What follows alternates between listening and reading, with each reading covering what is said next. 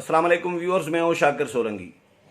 Viewers, supreme court में justice काजी फायज ईसा case जो चल रहा था वो भी कोरोना के नज़र हो गया है और आज जस्टिस काजी फायज ईसा केस की जो समाअत होनी थी वो मुलतवी कर दी गई है। समाअत करने वाले जो लार्जर बेंच है सुप्रीम कोर्ट का, उसके एक रुकन मुअज़्ज़िज़ जज को कोरोना वायरस टेस्ट जो है उनका मस्बत आया है, जिसकी वजह से आज वो नहीं आ सके और उनके ना आने की वजह से आज की समाअत जो है मुलतवी कर दी गई। और ये रीडर जो हैं सुप्रीम कोर्ट के, उन्होंने तस्दीक की है इस बात की कि एक मुअज़्ज़िज़ जज का नाम उनका अनाउंस नहीं किया गया, लेकिन ये बताया गया है कि उनका कोरोना वायरस का टेस्ट जो है वो मस्बत आया है, जिसकी वजह से ये समाअत मुलतवी की जाती है। अब 11 जून को अगली समाअत होगी और फिलहाल ये अनाउंस किया गया है और ये भी कहा गया है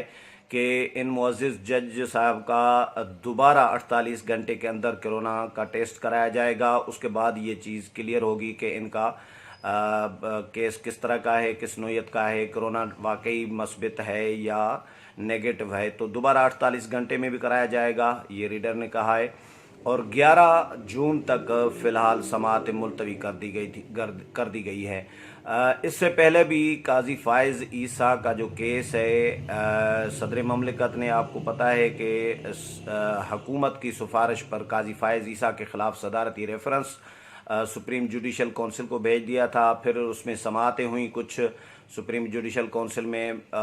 उसके बाद काजी फायज ईसा ने इसको चैलेंज किया, इस रेफरेंस को, सुप्रीम जुडिशल कौंसिल की समाअतों को, रेफरेंस की सेहत को, कि ये दुरुस्त है नहीं है, क्या है। सदर ममलकत को भी 2-3 उन्होंने खतूत लिखे थे, फिर सुप्रीम जुडिशल कौंसिल को खतूत लिखे, फिर सुप्रीम कोर्ट में दरख्वास्तें उन्होंने दी, जिसके बाद सुप्रीम जुडिशल कौंसिल से फिर ये सुप्रीम कोर्ट में चला गया केस। और सुप्रीम कोर्ट में रेफरेंस के ख़िलाफ़ जस्टिस काजी फायज ईसा की जो आइनी पिटिशन्स हैं या आइनी दरख्वास्तें हैं, उन पर ये समाअतें हो रही हैं। और ये समाअतें होते होते फिर कोरोना वायरस फैल गया पाकिस्तान में पूरी दुनिया की तरह, तो सुप्रीम कोर्ट में छुट्टियां कर दी गई, कुछ अर्सा ऑफ कर दिया गया और इसमें वक्फा आ गया था केस में। अब दोबारा जब ये केस लगा है, गुज़श्ता हफ्ते 3 समाअतें गुज़श्ता हफ्ते हुई हैं, जिनमें फ़ारूक नसीम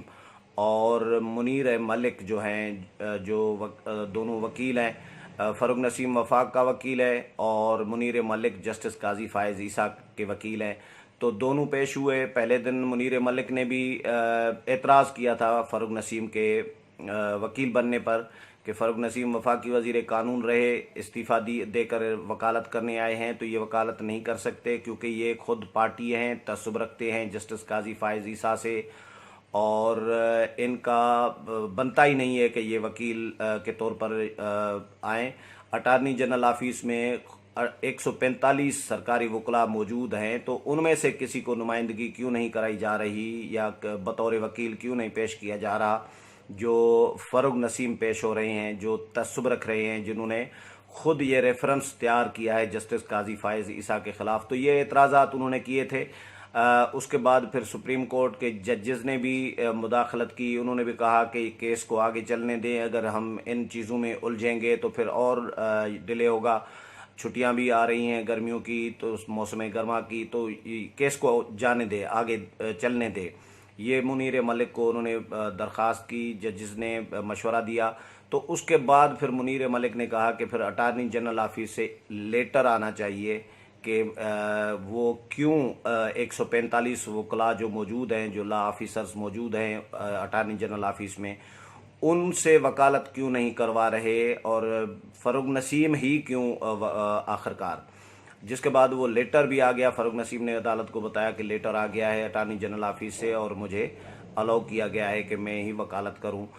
मुनीर मलिक ने कहा कि जब सरकारी वकला मौजूद हैं तो प्राइवेट वकील की क्या ज़रूरत है, तो बनती नहीं है। ये एतराज़ात बहरहाल वो फिर उनको आखिरकार फ़ारूक नसीम को इजाज़त मिल गई थी। बहुत सारे इम्पॉर्टेंट 3 जो समाअतें हुई थी उनका मैं लुबे लबाब जो है थोड़ा सा मुख्तसर में बताता हूँ जो 3 समातें हुई उनमें फ़र्रुख नसीम पर सवालात की एक बहुत लंबी लिस्ट जो है फ़र्रुख नसीम के सामने रखी गई है मुअज़्ज़िज़ जजेस की जानिब से। एक तो उनसे ये भी पूछा गया है कि जो वहीद डोगर हैं जिनकी शिकायत पर यह रेफरेंस तैयार किया गया, वहीद डोगर की अपनी क्रेडिबिलिटी क्या है, वो किस इदारे में काम करते हैं, उन्होंने इन्फॉर्मेशन कहाँ से लाई और उनकी इन्फॉर्मेशन जो है, मालूमात जो है वो कितनी क्रेडिबल है, जिसकी बुनियाद पर हुकूमत पाकिस्तान, वफाकी हुकूमत और सदर ममलिकत रेफरेंस तैयार कर रहे हैं या रेफरेंस भेज रहे हैं सुप्रीम जुडिशल कौंसिल को। केस है किस चीज़ का, क्या टैक्स चोरी किया गया है या टैक्स रिटर्न जो है उसमें कोई गड़बड़ की गई है, कमी पेशी की गई है, या जो असासे हैं बैरून मुल्क वो छुपाए गए हैं, क्या वो असासे जस्टिस काजी फ़ाइज़ ईसा के भी हैं या उनकी अहलिया और उनके बच्चों के हैं, और उनकी अहलिया और उनके बच्चे क्या डिपेंडेंट हैं काजी फ़ाइज़ ईसा पर या वो खुद मुख्तार हैं और खुद कमाते हैं, खुद खाते हैं, मतलब छोटे हैं उम्र में या बड़े हैं। ये इस तरह के बहुत सारे सवालात, और ये भी कहा गया, पूछा गया कि ये बताया जाए कि आखिरकार जो रेफरेंस का मशवरा है सदर ममलिकत को वो किसने दिया, वो यानी ये मुअज़्ज़िज़ जजेस की जानिब से बार बार ये भी पूछा गया, ये तो मशवरा दें, ये तो बताएं कि आपको या सदर ममलिकत को ये मशवरा किसने दिया, क्या टैक्स चोरी करने पर या टैक्स रिटर्न्स जमा न कराने पर या टैक्स अदा न करने पर क्या सदारती रेफरेंस बनता है, नाअहली का केस बनता है या नहीं बनता।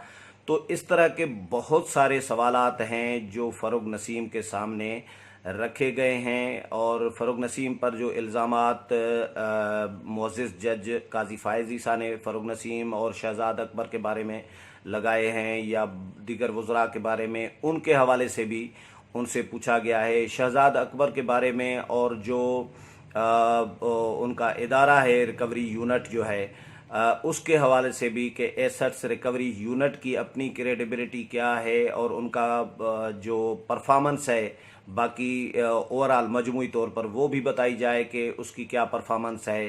क्या एसेट्स रिकवरी यूनिट कहीं ऐसा तो नहीं कि सिर्फ जजेस के जो बारे में मालूमात है वो एसेट्स रिकवरी यूनिट ने कैसे इंक्वायरी कर दी, किसके कहने पे की, ये भी सवालात उनसे पूछे गए हैं। और ओवरऑल जो शहज़ाद अकबर साहब हैं मुआविन खुसूसी बराए एहतसाब, उनकी अपनी क्रेडिबिलिटी क्या है और उनका ओहदा क्या कानूनी है या नहीं है। मुआविन खुसूसी का, जिस तरह काजी फ़ाइज़ ईसा कह चुके हैं खुद अपनी दरख्वास्तों में कि मुआविन खुसूसी का ओहदा कहीं भी कानून में नहीं है, और वो खुद को मुआविन खुसूसी करार दे रहे हैं जो शहज़ाद अकबर हैं।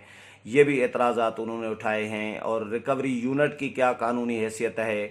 तो ये बहुत सारे सवालात हैं जो अभी तक, जिनके जवाबात अभी तक खुलकर नहीं दिए फ़र्रुख नसीम ने। फ़र्रुख नसीम बार बार अदालत को ये तीनों समातों में कहते रहे कि आप मुअज़्ज़िज़ जजेस के तमाम सवालात के जवाबात मेरे पास मौजूद हैं, मैं सवालात के जवाबात दूंगा, लेकिन फ़िलहाल मुझे अपनी बात करने दें ताकि मैं थोड़ा सा केस के बारे में बैकग्राउंड और कुछ अपनी बात कर लूं ताकि केस को समझने में मुझे समझाने में आसानी हो सके।